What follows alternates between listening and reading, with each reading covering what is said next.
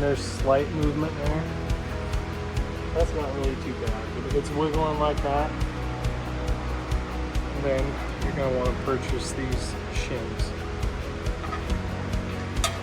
So they go underneath these pads.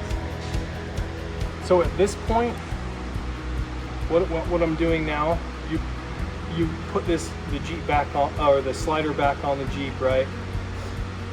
And then if you have this, then you can shut the door, you can let the step go up, and you can put your hand in the way of going up halfway, so you can get to those.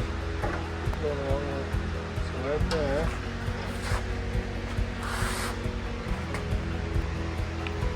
And then you can just take this pad, gently pry up on it. And take this.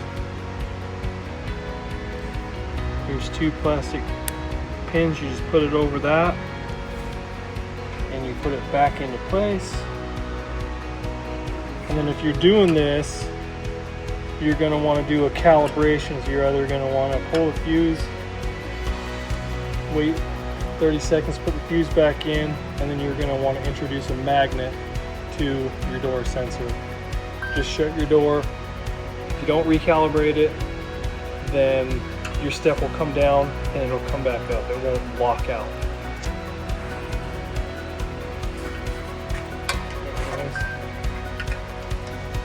Same thing here.